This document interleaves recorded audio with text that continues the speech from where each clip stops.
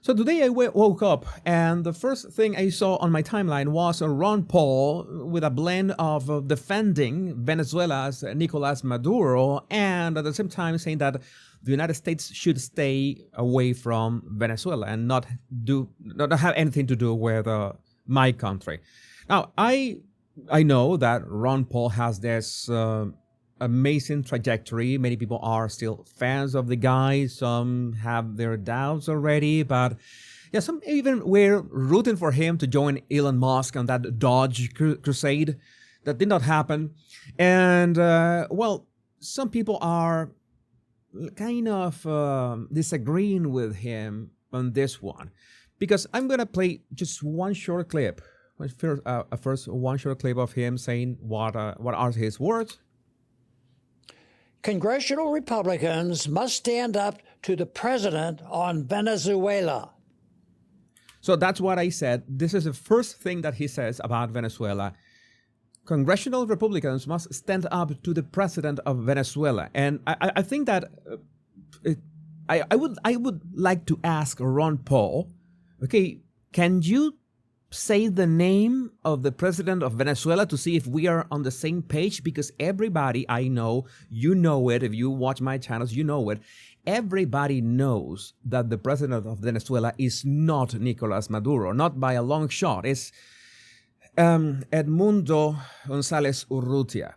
So Edmundo González is the legitimate president of Venezuela who has not been able to be the president of Venezuela because Nicolas Maduro is usurping the presidency. That is a fact. So I don't know. I would like to ask Ron Paul, when he says the president of Venezuela, who are we talking about exactly here? Because that is important.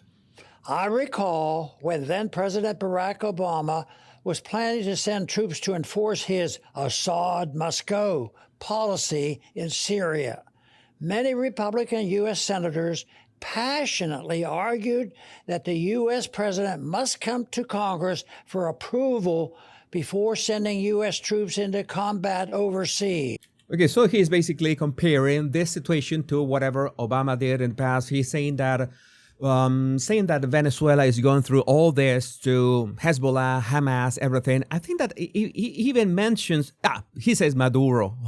I said Maduro. I knew it. I'm going to play this clip so we have better context of what he says so I can reply. After all, making waves by standing up for the Constitution can cost you your seat. You might even find yourself in a position. No, this is I think it's further on. Okay, this is important. This is important. In an excellent recent essay in the American Conservative, George O'Neill Jr. recounts the current round of pro-war lies being bandied about to gin up support for a war on Venezuela. Okay, what Ron Paul is about to say, he claims some guy, I don't know, somebody wrote on Politico, of all places, a piece on Venezuela. And all this that has been said about Venezuela are lies. So these are the lies. There are narco-terrorists threatening the U.S. Hezbollah is training in the Venezuela jungles. Maduro is in league with Hamas. We've heard it all before. The sinking of the USS Maine, the domino theory, babies ripped from Kuwaiti incubators by Saddam's stormtroopers.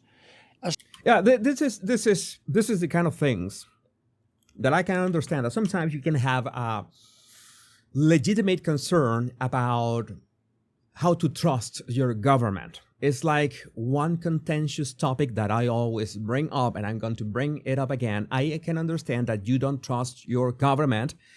The United States government, I can understand that you don't trust NASA, for example, but we have an overwhelming amount of evidence to prove that the moon landings did happen, and we have zero evidence that they were staged. So even if you distrust what NASA says, even if you distrust the American government, I don't know if you distrust Trump on this one or his administration, but the moon landings did happen. So that is the kind of thing that we need to be wary about. But what is Ron Paul doing here in this case?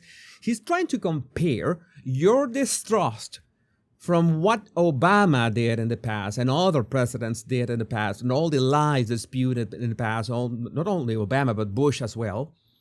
And he's trying to say, okay, this is a lie. This is also a lie, which is a false equivalence. You have to treat everything as a case-by-case basis. It's like saying that if you have some people of this skin color commit crimes, it means that every single other people from that skin colors will commit the same crimes, which is not true. So that's what Ron Paul is trying to manipulate you with. And I have explained to you, not only here, but on my Body Language Guy channel. Remember that this is my American politics channel. This is the Power Pundit, where I talk about American politics and worldwide politics as well. So make sure to subscribe to this one as well. I have explained in detail what is going on with Venezuela with actual proof. So I don't know if he was caught a check or something. He is, I don't know, that clueless as his son, who actually is against bombing these drug boats coming from Venezuela, which I support 100%. I want to give them the benefit of the doubt. I want to imagine that they are simply ignorant about the issue, because the first reaction I had and the first reaction I drafted on X in response to this, I think it was not the best one. I deleted that answer. I think that I had to think about the trajectory of Mr. Paul and said that, well, let's try to discuss this as civilized people. But Ron Paul, dear Ron Paul, Mr. Ron Paul, you are wrong about this. You're dead wrong about this. And the reason that I know that you're wrong is that you're calling Nicolas Maduro the president of Venezuela, which everybody knows by this point that he is not. In fact, Maria Corina Machado, which I am not that much of a fan of her, she won the Nobel Peace Prize, among other things, of all the things that she has done for Venezuela and proving, which I said extensively, I made videos about that. I said this was a smart move from her. She proved that the July 24 elections in 2024 were robbed. Were simply robbed. Literally robbed. Everybody knows that. So you saying that these are lies, you saying that Nicolas Maduro is the president of Venezuela, discredits you completely. Rand Paul saying that Nicolas Maduro is the president of Venezuela, I don't know if he has said that directly, discredits him completely. This is, maybe you could consider, again, I say this very respectfully after carefully considering my first response. I reach out to you.